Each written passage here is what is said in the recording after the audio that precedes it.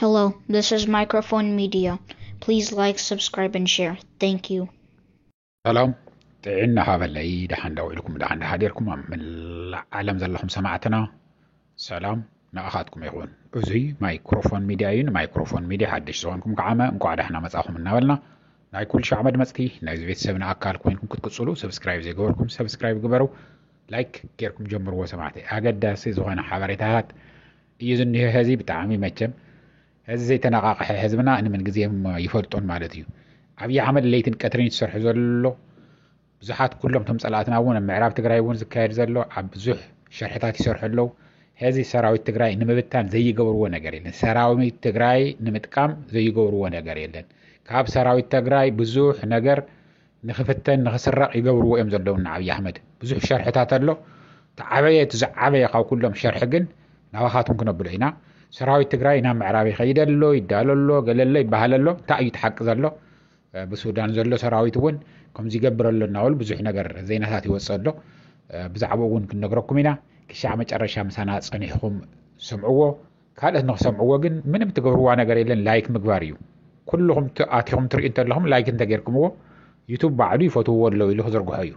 سلذي الرأي مالتي زي مزخ خارج أكدي سمعتي تمرج أنا هاتكم يو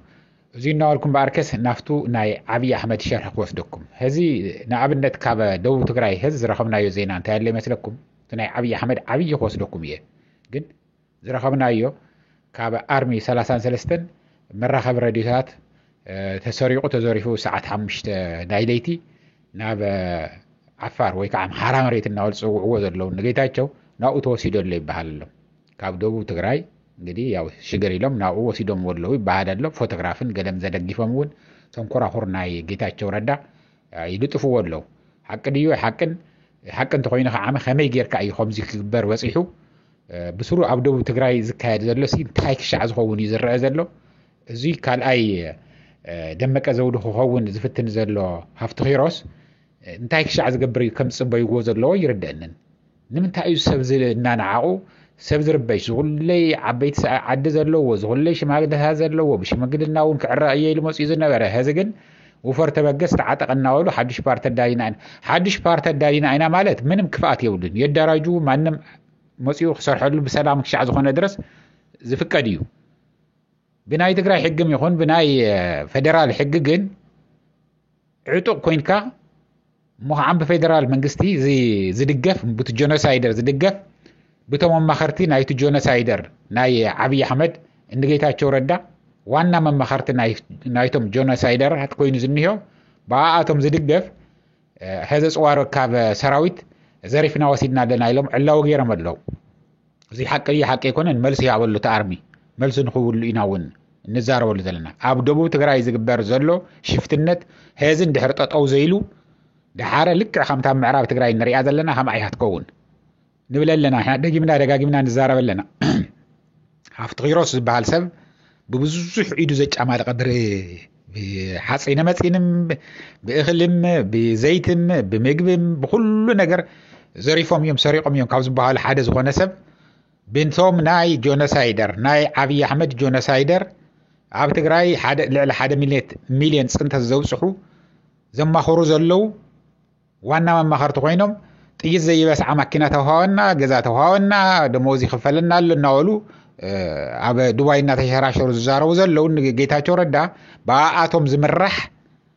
ዘረፋውን ካይደ ይብለሎ እዚ ገና እንተላ ዛ ነገር ዚኣ እንድሕር ዘይተወቂሳ ክትንቀለይ ትኽእልን ፓርቲ ጣይሽካ ምሕታት ሓድሽ ነገር ኣይኮነን ኣብ ትግራይ ከማንም ክንቀሳቀሱ ይኽእሉ እዮም ንዓብ መልዓል ጦርነት ምእዋጅ እዚ ግን ክፍቀድ የብሉን ዋላ ዓፋር ዘለው እንተ ኮይኖም ወን 5 ይኹኑ 20 ይኹኑ 100 ይኹኑ ሒስካ ናብ ሕጊ ምቕራብ እዩ እዚ ናይ ሓደ መዓልቲ ኦፕሬሽን ዘድልዮ እንኳን እዚ ሶርዶ ዝተገብረ ታሪኽ ብተና 17 ዓመት ለይትን ቀትርን ማይ ጽምኢ ክንደይ እንሃለቀ ከይዶም ግዴቶም ተዋጽኦም ዝተመለሱ هذ ግን بقللو ناكلت ناي 3 ساعات اوبريشن ጌርካ كودا زخل ነገር እዩ እዚ ነገር ግዜ ህዋሃው ይብሉን ኢና እንብል ከም ማይክሮፎን ሚዲያ ከም عليك عم بتعم زحزن ኢና نسمع ዘለና ካብ ደቡብ ትግራይ بتعم بእውነት ህዝብ ዝለዓል ዘሎ ጽቡቕ ነገር ኣይኮነን صبوا نجار يكون وعدات يوم النوال كان نعكا أبي كم زبط صح رؤية توريه له أبي نيرو تجرواي 4 كيلو تلو هذا عام متابس حنيه أبا خلنا عام أتي يحمسنا لعبي أحمد زينا ولكنا في عبي شرح قوس دوكم سمعتنا عبي شرحنا عبي أحمد هذي كم تحصل لي لطيف لكم زنه ناي جيتا توردا عبي أحمد إن تحدث ورده أنت أتري لازم لهم ناي تجراي جزياو من محدار فرقي زي شومو كلتهم شمو ناي تجراي جزياو من محدار شمو ودو واحدن عبي أحمد اليوم عبي أحمد شيء مكة أيات تبل ورقة النافر من تلاقيهم تريزل لهم ني جنرال تحدث ورده مالتيو هذه جنرال تحدث ورده بمن يززز عبي أحمد ندحر زي الوص ندحر زي فوتي وص راح نقول نقيل خبار يخيليو زي تفلتوا ذلكم كوصو يخيليو زيا نمن كعم كجبر يدلله ني سراوي تجراي مخنياتهم سراوي تجراي بجنرال تحدث ورده يوزي مرح نيرو ززز نيرو لعلواي عزازي نايتو سراويت نايتي دي اف من ينيرو جنرال تحدث ورده ايو عب جزياو من محدار ون آتي زنبرة بتسراويت وكيدو ايو هذا جن جنرال تحدث ورده انت اي خوين زنيو بريزيدنت ناي جزياو من محدار تقلا ايو اتو اب سراويت انهالو سراويت وكيلو اب جزياو من محدار انهالو عبي أحمد من مزمر كوتا يكونن تسراويت يو شيء مو ناو مزي نيرو نافت جزياو من محدار آتي زنيرو هذا مني شيء مو وزن هني جنرال تحدثه عبي أحمد ودحو واحد يوم ببفوليك عما عبي أحمد أنا ندحر زي دليك أنا غير خبر رك أيز ولا زلوا هذا أنت أمزل اللي زلوا جنرال تحدث ورده إتو بريزيدنت جزياو من محدار تجراين إتو ناي سراويت وانا لعلواي عزازي كوين الصرح اللي زنبرن كلتيو حدا كوينو أنا بريزيدنتية بتحتاج كعمت سراويت لك أخمد بنيا خمت مريض زماسة بريزيدنت ماتيو كخون اللو زبل شرحتات 4 كيلو يوهاب اللي سمعتي ازيك قليل زي كونه بطعم حيال انت يخون جنرال تحدث ورده نسراوي تجراي عزازه مالت بريزيدنت يبل خيترسعوا بريزيدنت جزياو من محدار تجراي جنرال تحدث ورده نتو سراويت انتحر عزيزو تلعلواي عزازي نايت سراويت من يخون اللو مالتيو عابي أحمد يخون اللو مالتيو مغنياتهم ان جنرال تحدث من يززو عبي أحمد يو عبي أحمد كان مالت جنرال تحدث غن من يزز نسراوي تجراي يزز مالتيو ازيك انت تتقالوا انت لهم تلعلواي عزازي كما جنرال تحدث كم برهان وجلا غيركم وسدوت ايتا ما جرش من ايتيبيا مكلكيا سراويت اتو عبي أحمد نمن يززيو نبرهان وجلا يززنديو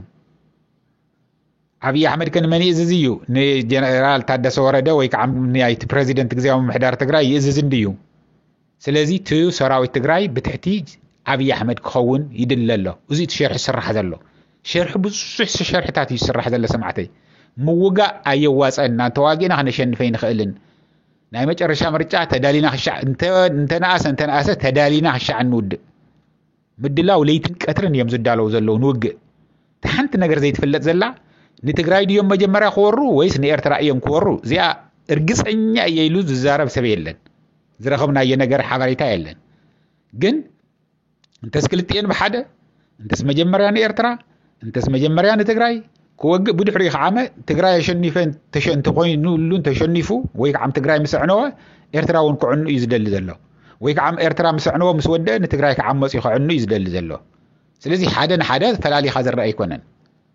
عاوز ما اخر زي كنت حتقم يدللو سراوي تجراي مغنياتهم ندحر عزيزوهم توج ندحر تجمبر انت خون يو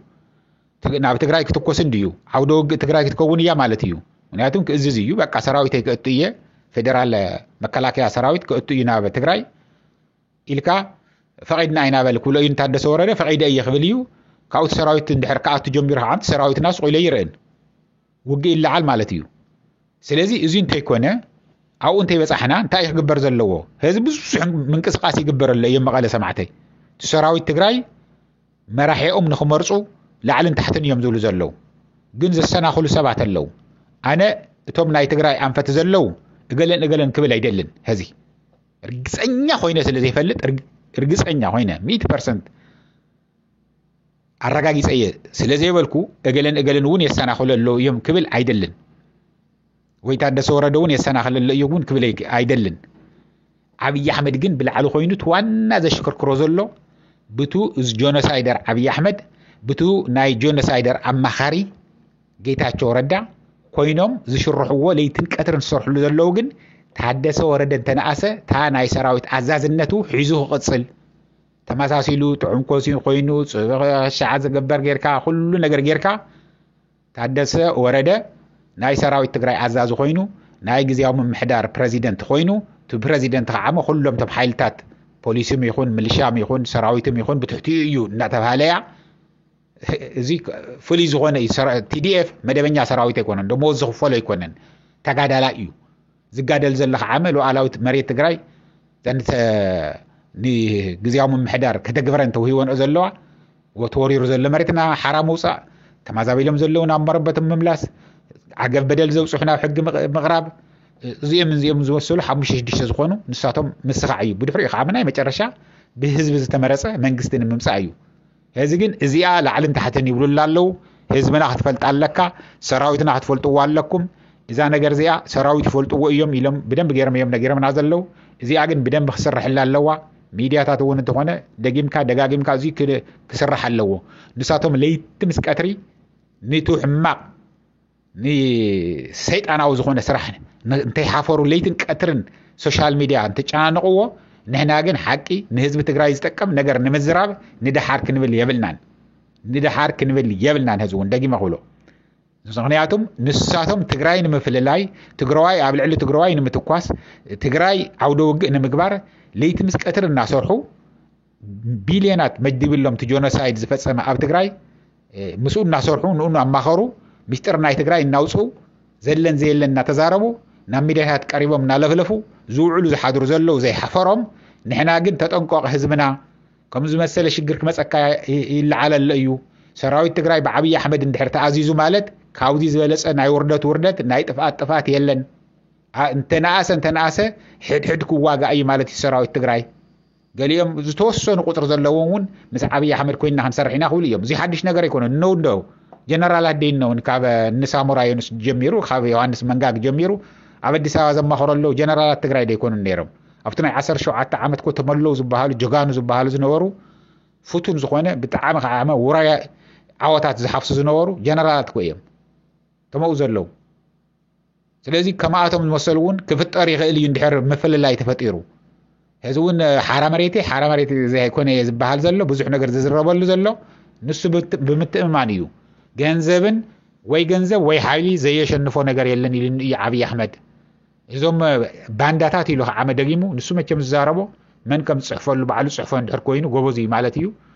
ብዕራይ ሰዓር እናርአኻ ናብ ገደል ትወስዶ ፍታ ገደል ምስ በፅሐ ደፊእኻ ተፅድፎ ኢሉ እዩ ከም ብዕራይ ከዓ መስኡ ኢሎም ዝኽተሉ ነው ቅርሺ እናተውሃቦም ገንዘብ እናተውሃቦም ሓተላ እናሰተዩ ቮድካ እናሰተዩ ንኡ እናተኸተሉ ኩሉ ነገር ዘለን ዘየለን ዝሕስውሉ ምስጢር ትግራይ እናውፅኡ ዝዛረቡ ዓመ ተፈጢሮም ነው ብዝህዚ ግዜ ስለዚ እዛ ነገር እዚኣ ሓደገኛ ዝኾነ ሸርሒ እዚኣ ክትሕሰበላ ኣለዎ እናበልኩ ናፍቱ ኣብዚ ጠጠው ከብል ንዙ ሞ ደጋጊምና ክንሰርሐሉ ኢና ሰራዊት ትግራይ ከዓሚ ሰምዑ ዝ ሚድያና ሆፕፉሊ ወዲያው አክሽን ክወስዱ እዮም ኢልና ተስፋ ንገብር በዚ በዓልትና መሪፅና መራሒና ክንመርፅ ኣለና ኢሎም ድፊኢት ገይሮም ናይ ባዕሎም መራሒ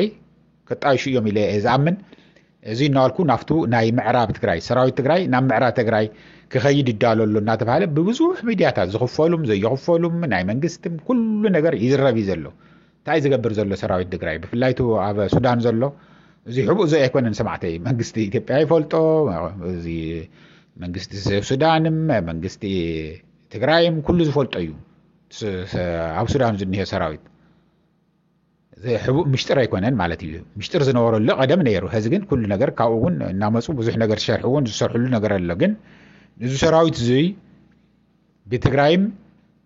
ተከዘ ተሻጊሮም ብሱዳን ከዓመ ገይሮም ኮሩ ምዕራብ ትግራይ ይዳለወሉ እዮም ኣብ ምዕራብ ትግራይ ንኻኣቱ ይዳለወሉ እዮም ይዝበሃል ዘሎ ንሕና እውነት ንምዝራብ ሰራዊት ትግራይ ክወርር እየ እንትብል ኣይሰማዕናን ይዳለሉ ኾዮ እንትብል ኣይሰማዕናን ግን ክዳሎ ግን ይግብኦ ማዛበሉ ዝንሂዮ ህዝብና ህዝቡን አፍታ ተሰዲቱላ ዝንሂዮ አፍታ ፌስታል ኮይኑ ይነብርን ግን ይብለሎ ብዙሓት ናይ ትግራይ ናይ TDF ሰራዊታት ነዘራርበለን አይና ሰራዊት ህዝብና ህዝቡን አብ ኬንዳ አይ ኸርማን